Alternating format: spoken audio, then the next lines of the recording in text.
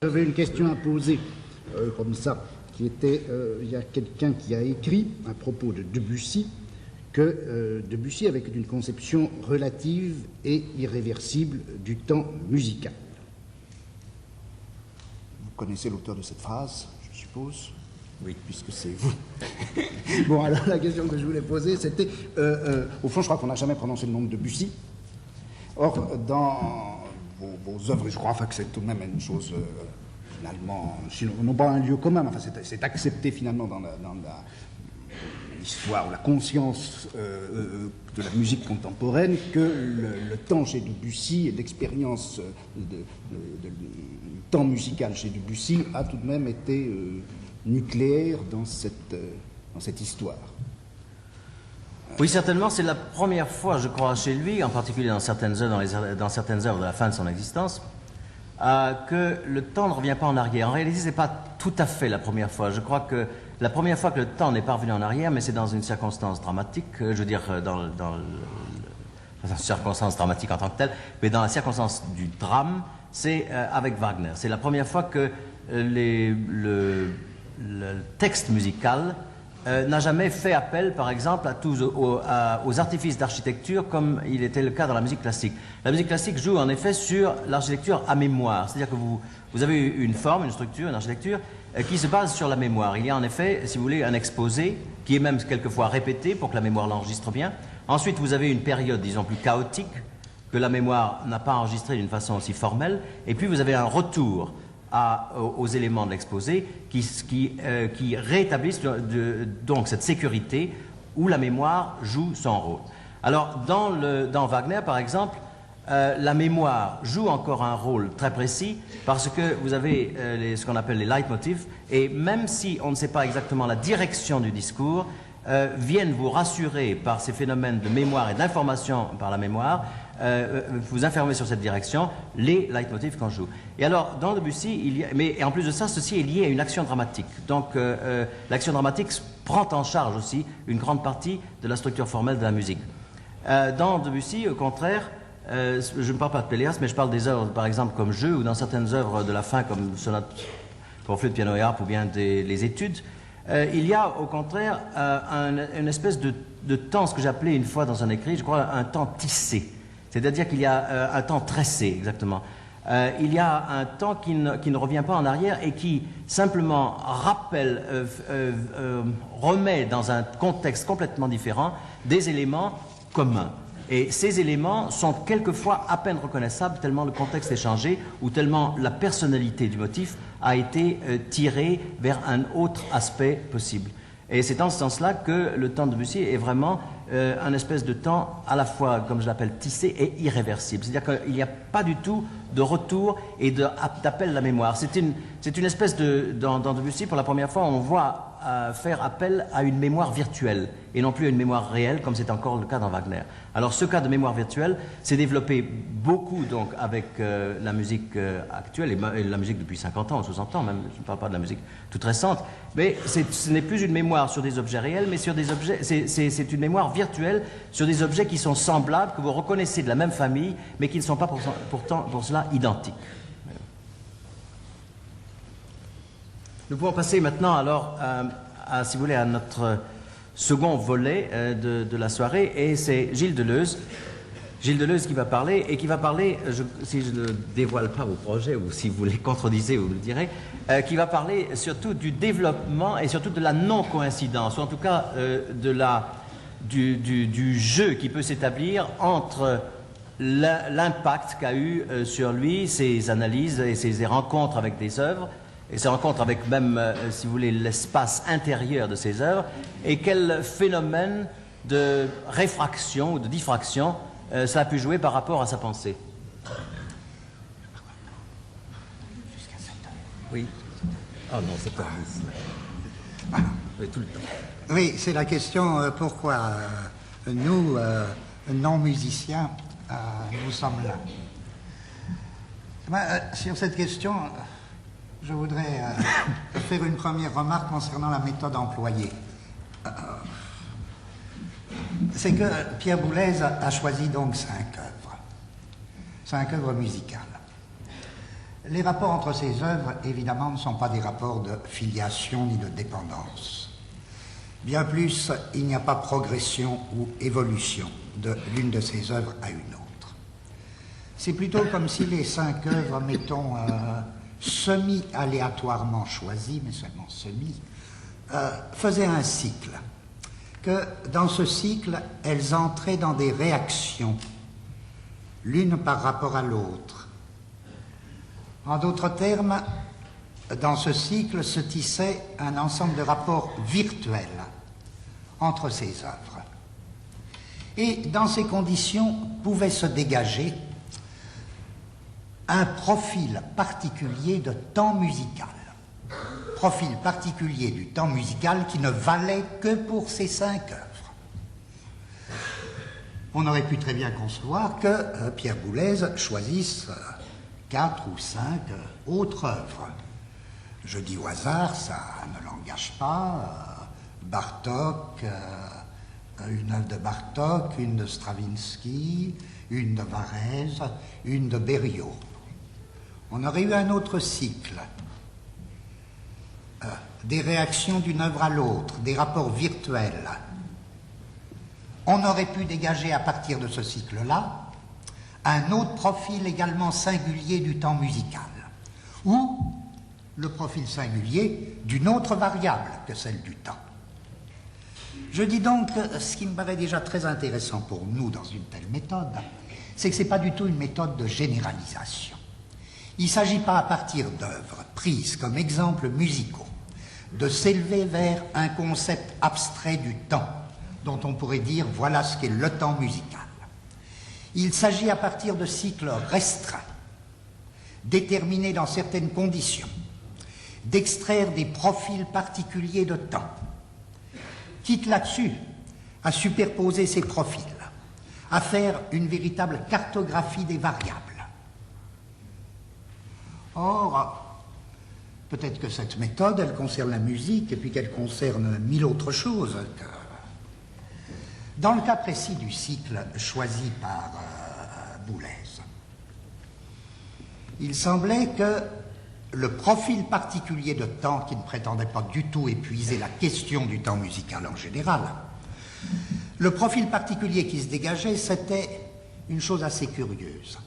Comment d'un temps pulsé se dégage une sorte de temps non pulsé, quitte à ce que le temps non pulsé revienne à une nouvelle forme de pulsation.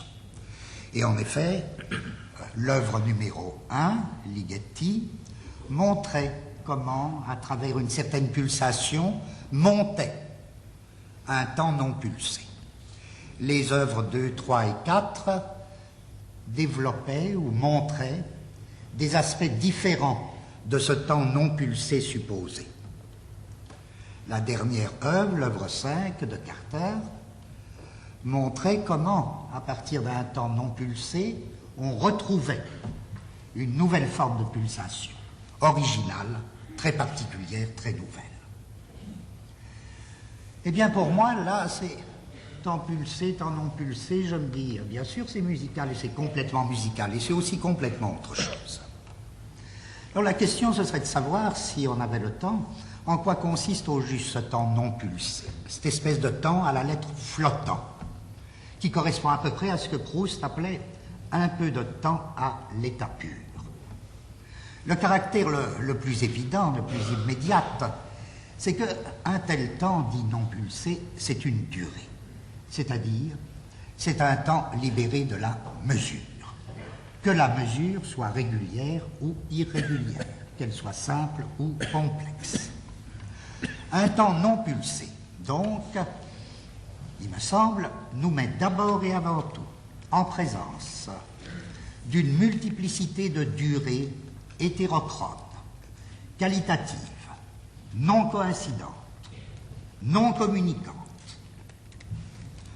Dès lors, on voit bien le problème musical, ou autre chose que musical, à savoir comment ces durées hétérochrones, hétérogènes, multiples, non coïncidentes, comment vont-elles s'articuler, puisque de toute évidence, on s'est privé du recours à la solution la plus générale, laquelle solution la plus générale classique consiste à confier à l'esprit le soin d'imposer une mesure commune ou une cadence métrique à toutes ces durées vitales.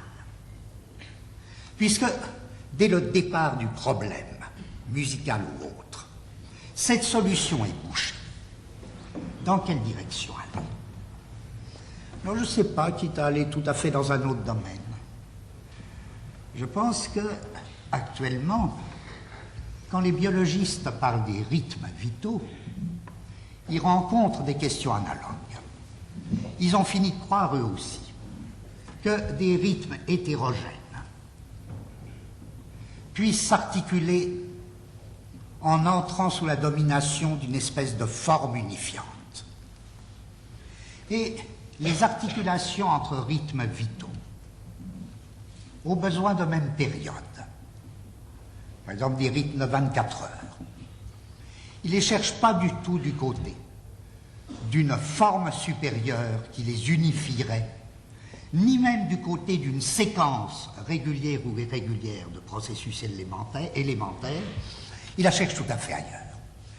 Ils la cherchent à un niveau subvital, infravital.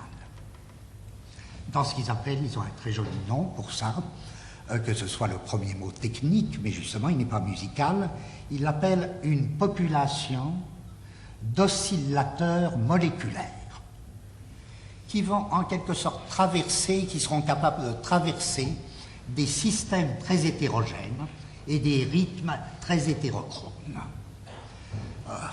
comme des molécules oscillantes mises en couplage qui dès lors traverseraient des systèmes et des durées complètement hétérogènes. Vous voyez que la mise en articulation là ne dépend pas d'une forme unifiante ou unificative, ni métrique, ni de cadence, ni de mesure quelconque régulière ou irrégulière, mais de l'action de certains couples moléculaires, ou même d'une population moléculaire lâchée à travers des couches différentes, des rythmicités différentes. Supposons ça. C'est pas par métaphore que l'on peut dire, je crois, qu'une des grandes découvertes de la musique relativement récente a été précisément la découverte, plutôt que de notes et de tons purs, y substituer la notion de molécules sonores. Et de molécules sonores en couplage, capables de traverser des couches de rythmicité, des couches de durée, tout à fait hétérogènes. Voilà donc, il me semble, ce que serait ou ce que pourrait être la première détermination d'un temps non pulsé. Pas tout de suite, je crois qu'il vaut mieux attendre que M. Deleuze fasse son exposé avant. Oui, mais même très rapidement, nous aurons...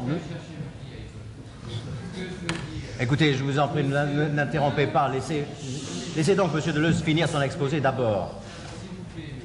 Pourquoi vous employez un langage si compliqué? J'y comprends rien du tout, vous ne pouvez pas parler simple. Je vais vous dire. Mais alors partez si vous n'y comprenez rien, que voulez-vous?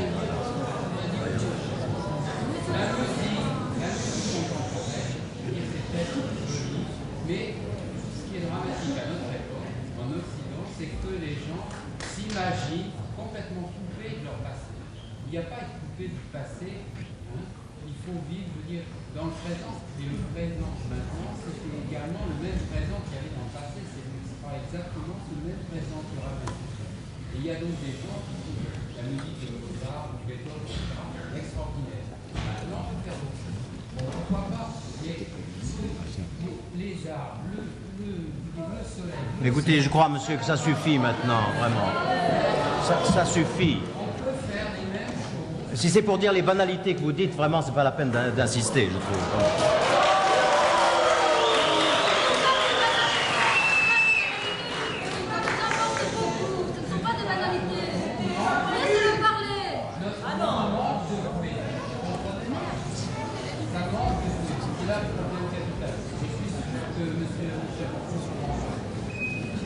non, ça, je t'aime.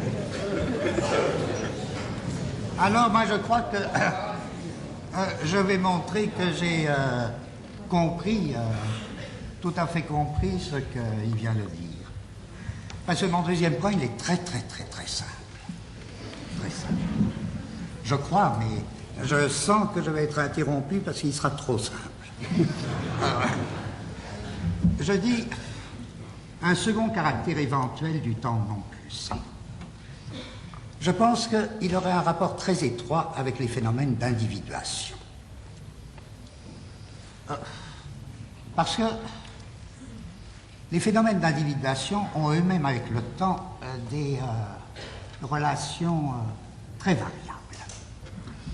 Nous connaissons tous un type d'individuation, c'est le plus courant, c'est même celui, le régime de celui sous lequel nous vivons, qui se fait à la fois par forme, spécification d'une forme et assignation d'un sujet.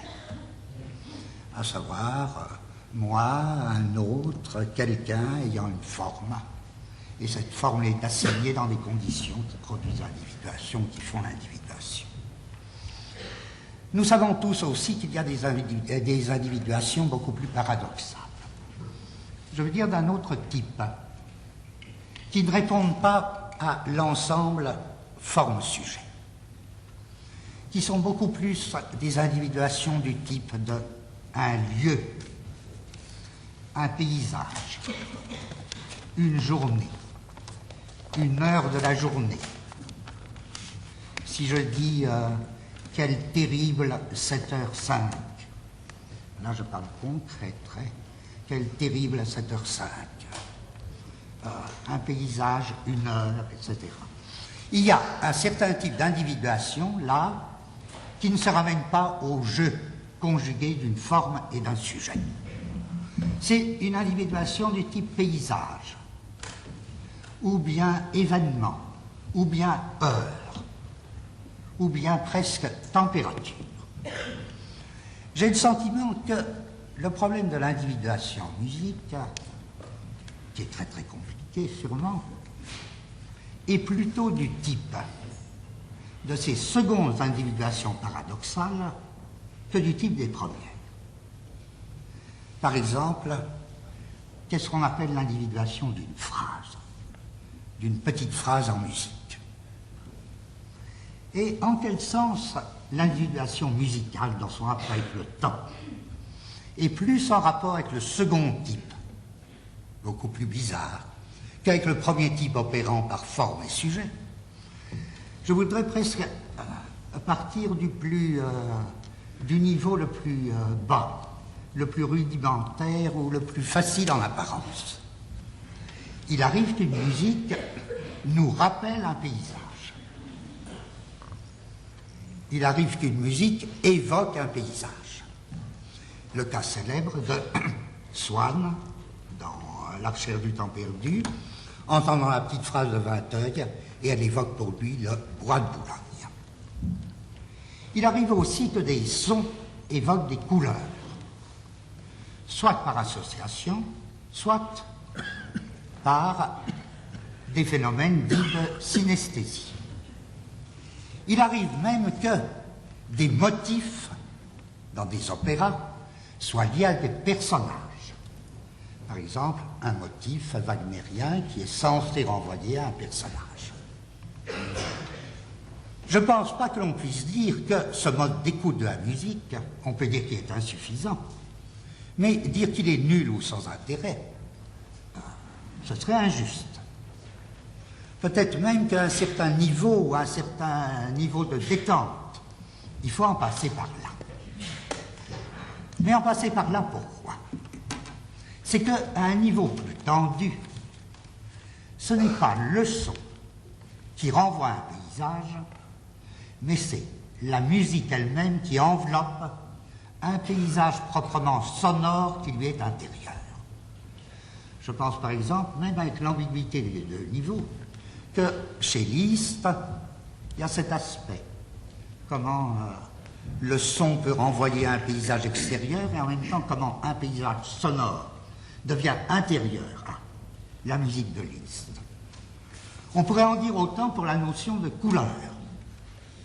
On pourrait considérer le rapport son-couleur tantôt comme une simple association, mais aussi on peut considérer que les durées, les rythmes, les timbres à plus forte raison, sont en eux-mêmes des couleurs proprement sonores, qui viennent se superposer aux couleurs visibles et qui n'ont pas les mêmes vitesses, ni les mêmes passages que les couleurs visibles.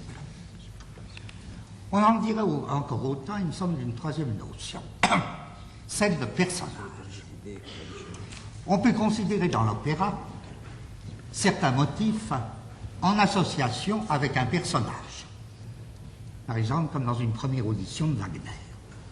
Mais Boulez a très bien montré comment les motifs chez Wagner ne s'associent pas seulement à un personnage extérieur, mais se transforment, ont une vie autonome dans un temps flottant non pulsé, où ils devenaient eux-mêmes et par eux-mêmes des personnages intérieurs à la musique. Ces trois notions très différentes de paysage sonore, de couleurs audibles, de personnages rythmiques m'apparaissent précisément les produits par lesquels un temps non pulsé produit ces individuations d'un type très très particulier. Je voudrais enfin terminer sur une remarque encore plus générale et très rapide. C'est que nous sommes amenés, je crois, de toutes parts, à ne plus penser en termes de matière-forme. Au point même que la hiérarchie qui irait du simple au complexe, matière, vie, esprit. Nous avons cessé d'y croire dans tous les domaines. On peut même penser que la vie serait plutôt une simplification de la matière. On peut penser que les rythmes vitaux, comme je y faisais allusion tout à l'heure, ne trouvent pas leur unité ou leur unification dans une forme spirituelle, mais au contraire, dans des couplages moléculaires. Donc, toute cette hiérarchie matière-forme, une matière plus ou moins rudimentaire et une forme sonore plus ou moins savante.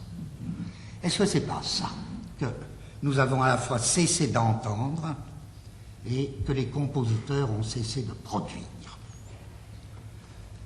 Et quoi à la place? Peut-être qu'à la place, ce qui est venu, c'est l'idée d'un matériau sonore très élaboré. Il ne s'agit plus d'une matière rudimentaire qui recevrait une forme, c'est plus ça le couple. Le couplage, c'est entre un matériau sonore très élaboré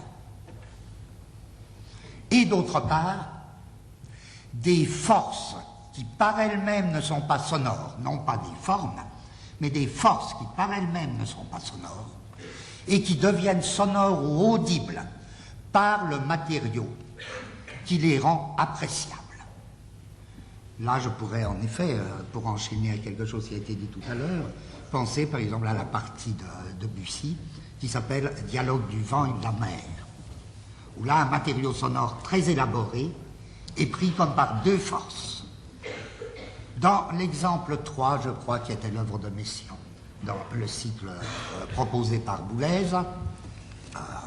le matériau sonore aussi était là pour rendre audible une force qui n'est pas audible en elle-même, à savoir le temps, la durée et même l'intensité, qui n'est pas en elle-même un phénomène sonore.